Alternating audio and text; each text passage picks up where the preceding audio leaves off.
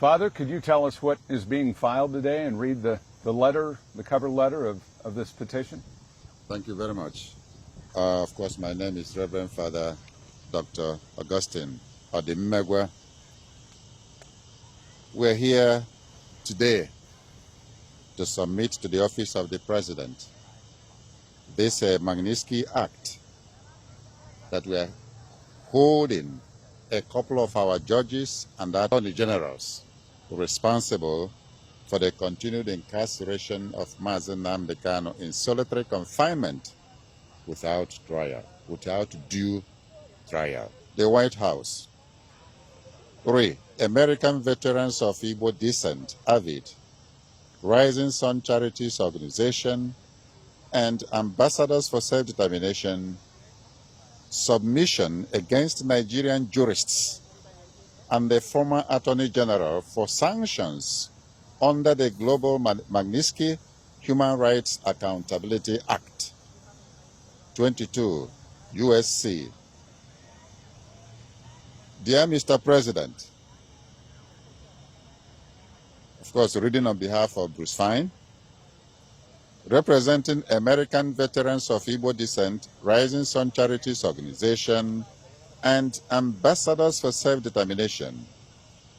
All three are non-profit organizations substantially dedicated to monitoring gross violations of internationally recognized human rights, especially in Nigeria. Pursuant to the Global Magnitsky Human Rights Accountability Act, 22 USC and EO 13818, the three non-profit organizations urge Magnitsky sanctions against a quintet of Nigerian judges implicated in the persecution of Biafran leader Nnamdi Kanu for exercising his rights to free speech and association and a fair trial. The names include Justice Binta Motala Nyaku, Justice Harma Simon Samani, Justice Hama Akawa Barka, and Justice Mohammed Lawal Garba, and former Chief Justice of Nigeria Olukayode Ariwola. They also seek Magnitsky sanctions against former Attorney General Malam Abubakar Malami. The violations include ongoing arbitrary detention as determined by the United Nations Working Group on Arbitrary Detention, denial of the right to fair trial, judicial endorsement of Mr. Kanu's kidnapping, torture and extraordinary rendition from Kenya to Nigeria. Nigeria's protracted persecution of Nnamdi Kanu for peaceful advocacy of a self-determination referendum in Biafra commenced as early as 2015.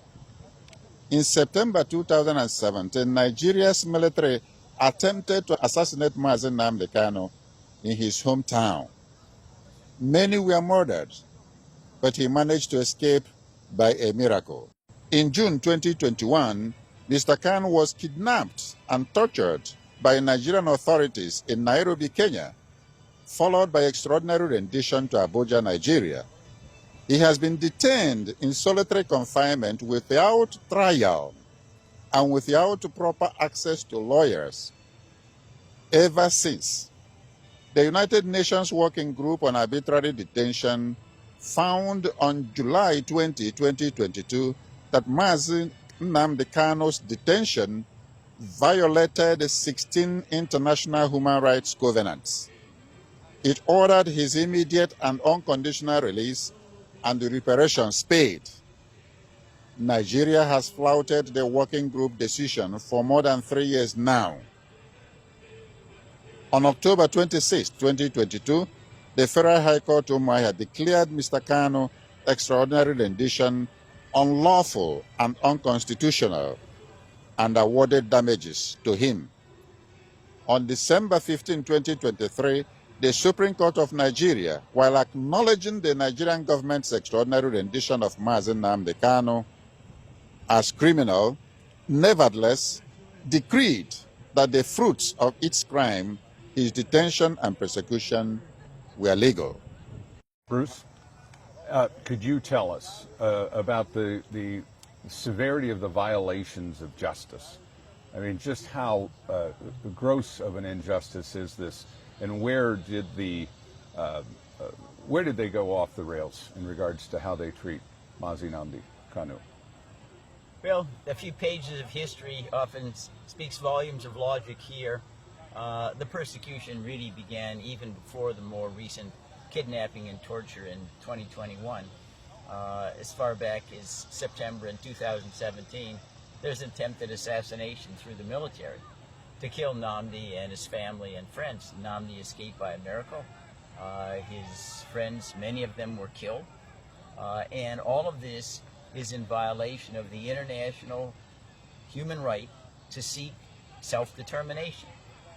Indeed, that right was announced almost 250 years ago in our American Declaration of Independence.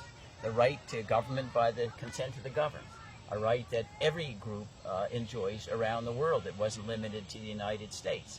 And the fact is that the Biafrans never joined Nigeria.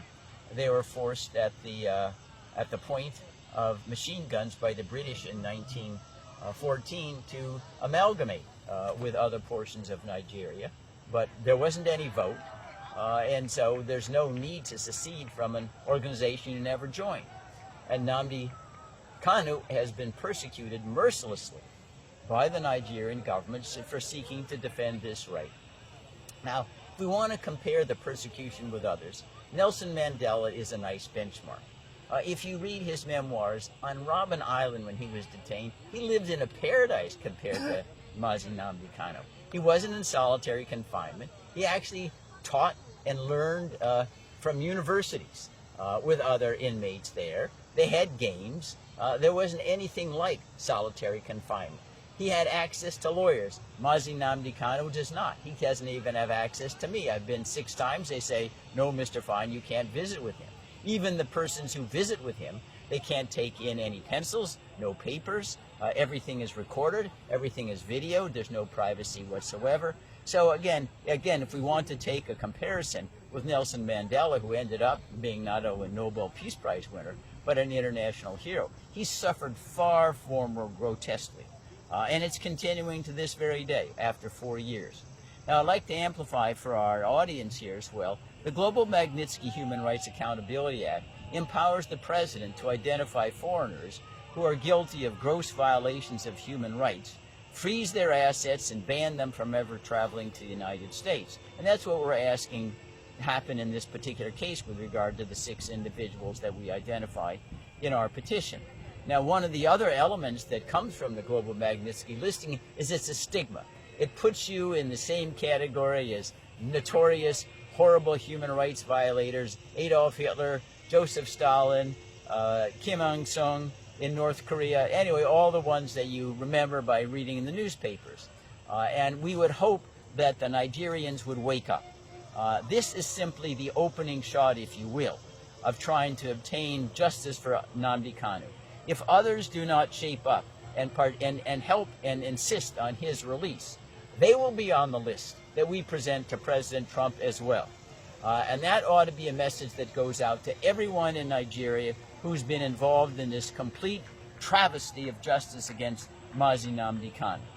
You will be our next petition if within the next short while Nnamdi Kanu is not free as he deserves to be under international law. Bruce, can you expound on the teeth that are in the Magnitsky Act and just how deep can they go to both the individual and the country?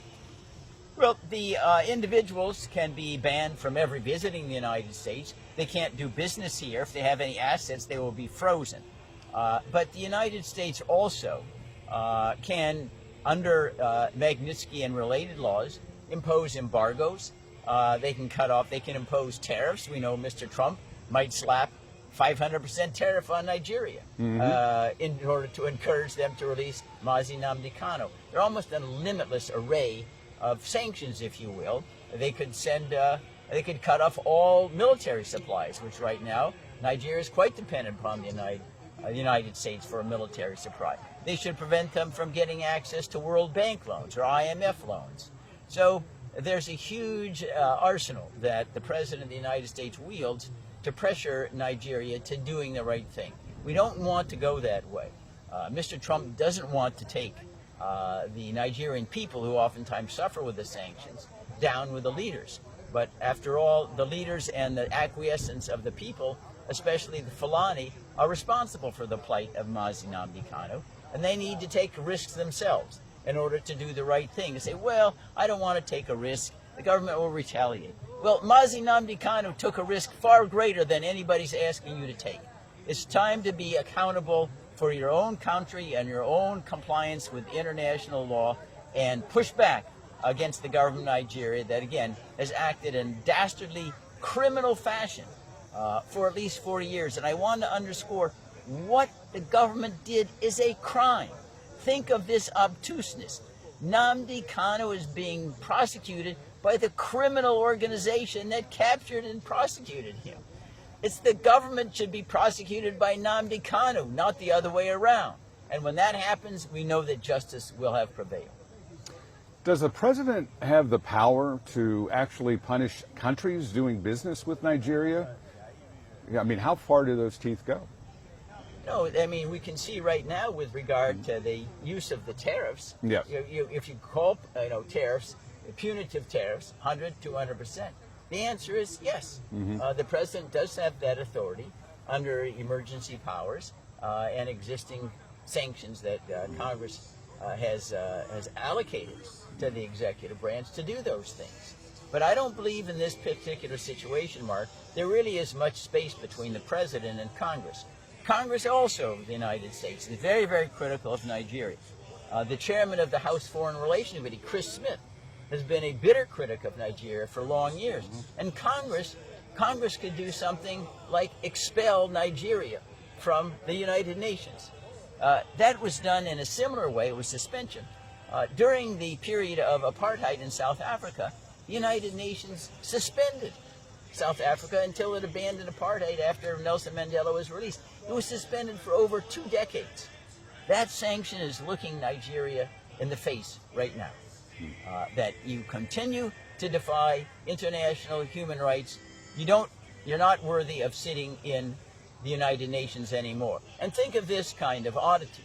It was the United Nations Working Group that said Nnamdi is being held in violation of 16 international human rights covenants and orders his immediate and unconditional release. It is an arm of the United Nations. So how can Nigeria be part of an organization which is flouting at the same time? It just doesn't compute. And again, we hope that Nigerians will get control of themselves. There's a way in which you can use peaceful avenues of redress, separation. It doesn't need to be violent. It's happened in Czechoslovakia divided. It happened when Sudan divided. It's been done before. They need to get the negotiating table with Nnamdi Kanu so that everybody can be a winner. If it's not, we risk everybody being a loser. As an attorney, one last thing. Bruce, if you could expound on the difference of how they captured Nnamdi Kanu. Was it more of an arrest or a kidnapping? No, this was a kidnapping out and out. He's driving to the airport in Nairobi. They kidnap him, take him to secret premises, torture him for 8 days, then stick him in a private plane to go back to Abuja. That is kidnapping by any other name. Moreover, the Nigerian courts themselves have acknowledged the kidnapping but said, well, it doesn't really matter. You can prosecute the fruits of your kidnapping, which runs contrary to all law. That is, a fundamental rule from the beginning of time is you shouldn't let crime pay. Well, what's happened here is the Nigerian courts has told the government, you can make crime pay. You can engage in crime to capture somebody and then keep them and prosecute them and put them in prison. That really turns justice upside down. Yeah. What is the maximum that is allowed for solitary confinement, and then we can talk about what's happening here. Well, it's very limited. Solitary confinement, in case of emergent circumstances, might be necessary when you have an uprising and you need to isolate someone temporarily to quell some kind of rebellion or insurrection. But beyond that, solitary confinement is absolutely prohibited. In the United States, it's generally prohibited with regard to our own prisoners. Why would you need solitary confinement? And then there was a risk that he's going to foment rebellion with other inmates, but there's none of that here whatsoever. And moreover, there was never 1 second where Nnamdi Kanu was outside of solitary confinement. That is, there was never any evidence that putting him in inmates that were in regular operation of a prison system would create any problem whatsoever.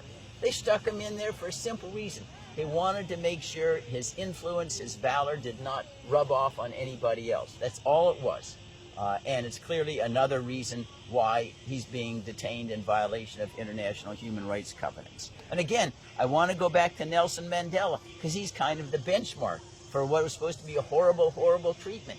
He lived in paradise compared to Nnamdi Kanu. He was not in solitary confinement. He took courses online, he taught courses online and with other inmates, and engaged in sporting activities. All of that being denied to Nnamdi.